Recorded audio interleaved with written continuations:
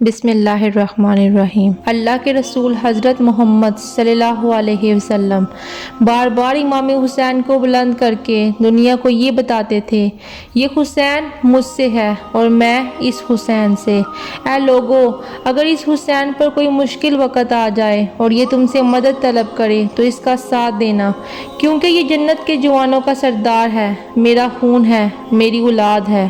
لیکن افسوس، ابھی رسول اللہ کی وفات کو تھوڑا ہی وقت گزرا تھا کہ کربلا کے میدان میں ایک طرف لاکھوں کا مجمع تھا اور دوسری طرف وہ حسین جس کو اللہ کے رسول اپنے کندھوں پر سوار کیا کرتے تھے۔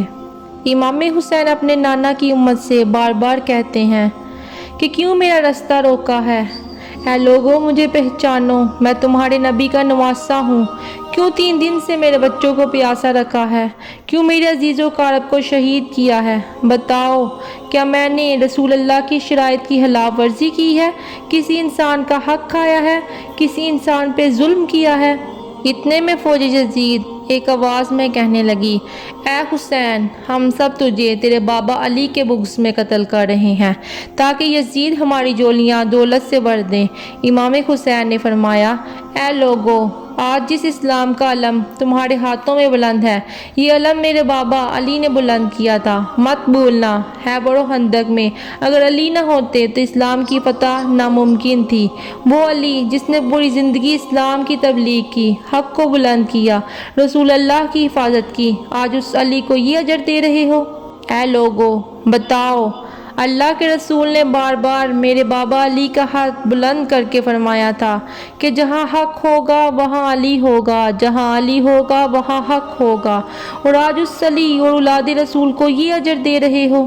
اتنے میں یزید کی فوج کے سپہ سالاروں نے دیکھا کہ کہیں فوج میں بغاوت نہ ہو جائے۔ اے شمر، کیا دیکھ رہے ہو؟ حملہ کرو۔ لاکھوں کی فوج نے جب رسول اللہ کے نواسے پر حملہ کیا، امام حسین نے اللہ کا نام لیا اور ذوالفقار کو نیام سے نکالا۔ تاریخ گواہ ہے کہ ایک طرف لاکھوں کا مجمع اور ایک طرف 3 دن کا بھوکا پیاسا حسین ابن علی۔ زمین پہ اس طرح کی جنگ پہلے کبھی نہ دیکھی ہوگی کہ ایک تنہا انسان لاکھوں کے مجمع کو اس طرح سے فنار کر رہا ہے کہ فوج یزید پلٹ کر بھاگنے لگی۔ امام حسین فوج یزید سے مخاطب ہو کر فرماتے ہیں، آؤ، 3 دن کے پیاسے کی جنگ دیکھو، رسول اللہ کے اس نواسے کی جنگ دیکھو، اس کی جنگ دیکھو جس کا جوان بھائی مارا گیا، جس کے بیٹے کو اس کی نظروں کے سامنے قتل کیا گیا، جس نے اپنے ہی ہاتھوں سے اپنے بچے کی قبر بنائی۔ امام حسین شیر کی طرح فوج یزید سے لڑ رہے ہیں۔ اتنے میں آواز غیب آتی ہے، حسین، تیرا اللہ تجھ سے راضی ہوا۔ بس اس صدا کا سننا تھا کہ امام حسین نے اپنی ذوالفقار یعنی تلوار کو تھام لیا۔ اتنے میں عمر بن سعد کہتا ہے کہ شمر، کیا دیکھ رہا ہے؟ یہ علی کا شیر ہے، اس کو مات دینا ناممکن ہے، جاؤ خیموں کو آگ لگا دو۔ بس کچھ ظالموں نے بیبیوں کے خیموں کو آگ لگا دی اور کچھ امام حسین کو دور سے تیر مارنے لگے۔ امام حسین کبھی بیبیوں کے خیموں کی طرف بڑھتے ہیں تو کبھی فوج کی طرف جاتے ہیں۔ عمر بن سعد اور شمر نے فوج کو 4 حصوں میں تقسیم کر دیا اور یہ کہا، کوئی بھی حسین کے قریب نہ جائے، جس کے پاس جو چیز ہے وہ دور سے حسین کو مارے۔ جس کے پاس نیزہ تھا اس نے نیزہ مارا، جس کے پاس تیر تھے وہ تیر مارتا رہا، جس کے پاس برچیاں تھی وہ برچیاں مارنے لگا۔ تاریخ میں لکھا ہے کہ جس کے پاس مارنے کو کچھ نہ تھا وہ کربلا کی گرم زمین سے مٹی اٹھا کر امام حسین کی طرف پھینکتا رہا۔ امام حسین کے جسم مبارک پہ ہزاروں زخم لگتے رہے۔ آپ کے جسم مبارک پر اتنے تیر تھے کہ آپ کا جسم مبارک نظر تک نہیں آ رہا تھا۔ بس جیسے ہی نواسہ رسول گھوڑے سے گر کر زمین کو آتے ہیں، فوج یزید جھومنا شروع کر دیتی ہے، لیکن اتنے میں وہ گھوڑا جس پہ آپ سواری کیا کرتے تھے وہ امام حسین کے چاروں طرف گھومنا شروع کر دیتا ہے تاکہ ان کو تیروں سے بچا سکے، اپنے آقا حسین کو بچا سکے۔ وہ گھوڑا دوڑ ہی رہا تھا کہ اتنے میں عمر بن سعد نے کہا، اے لوگوں، رکو، میں نے اپنی آنکھوں سے دیکھا تھا، اس گھوڑے پہ اللہ کے رسول سواری کرتے تھے، کہیں تیر اس گھوڑے کو نہ لگے، اور یوں تیروں کو چلانا بند کیا گیا۔ अफसोस है उन लोगों को। इस घोड़े का एहतराम तो मालूम था जिस पे रसूल अल्लाह सवारी किया करते थे, लेकिन उस हुसैन का एहतराम भूल चुके जिनको आप अपने कंधों पर सवार करके अपनी उम्मत को दिखाया करते थे। बस इमाम हुसैन ज़मीन करबला पे अपना सर रख कर अल्लाह का शुक्र अदा कर रहे हैं और वहाँ फ़ौज यजीद के मुख्तलिफ सिपाही हुसैन का सर काटने के लिए करीब आते हैं। जो भी करीब आके इमाम हुसैन के सर को देखे तो इसे इमाम हुसैन के चेहरे में अल्लाह के रसूल का चेहरा नज़र आए, वो चीख कर दूर चला जाए। इतने में शिमर कहने लगा, ये काम मुझसे ही होना है। जैसे ही शिमर ने खंजर इमाम हुसैन के गले पे रखा तो वो देखता है कि इमाम हुसैन के लब हिल रहे हैं। उसने सोचा कि हमने हुसैन का पूरा ख़ानदान कत्ल कर दिया। 3 दिन तक हुसैन के बच्चों को प्यासा रखा। शायद हुसैन हमें बद्दुआ दे रहे होंगे। सुनने के लिए कान करीब किया तो सुना इमाम हुसैन अल्लाह के दरबार में अल्लाह की नेमतों का शुक्र अदा कर रहे हैं कि अल्लाह तेरा शुक्र है कि इस अजीम इम्तिहान के लिए तूने इस हुसैन को चुना। इतने में इमाम हुसैन ने आंखें खोली और शिमर से कहा, ऐ शिमर, क्या तू नहीं जानता कि मैं रसूल अल्लाह का नवासा हूँ, जन्नत का सरदार हूँ, हक पे हूँ, बेजुर्म हूँ। शिमर ने कहा, हाँ मुझे मालूम है। फिर आपने फरमाया तो क्यों कत्ल कर रहे हो?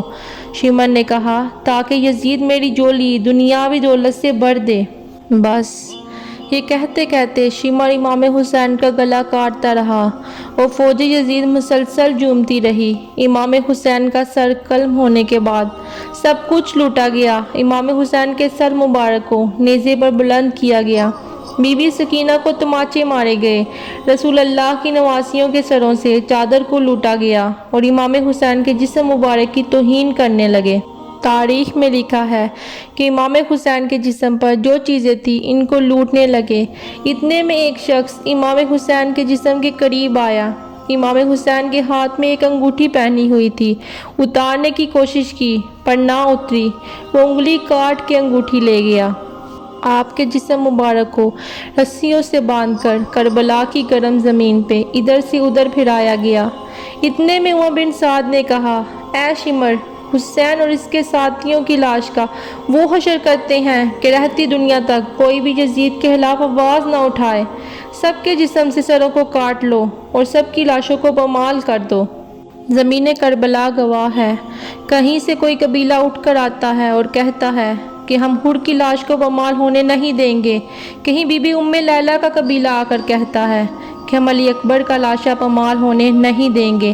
कहीं बीबी रुबाब के कबाइल के लोग कहते हैं कि हम अली असगर की लाश पमाल होने नहीं देंगे।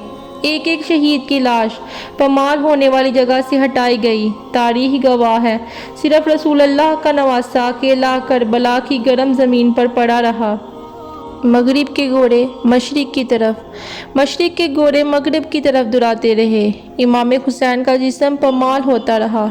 इमाम जाफ़र सादिक़ अलैहिस्सलाम फरमाते हैं, मेरा सलाम हो मेरे इस गरीब दादा पर जिसकी लाश को इस तरह से बमाल किया गया कि इनकी दाईं पसलियाँ बाईं पसलियों की तरफ चली गईं और बाईं पसलियाँ दाईं पसलियों की तरफ चली गईं और इनका सीना और पुश्त एक साथ हो गया।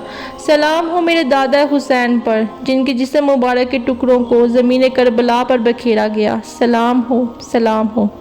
जिनको धोखे से कूफे बुलाया गया, जिनको बैठे बिठाए सताया गया, जिनके बच्चों को प्यासा रुलाया गया, जिनकी गर्दन पे खंजर चलाया गया। सलाम हो या हुसैन।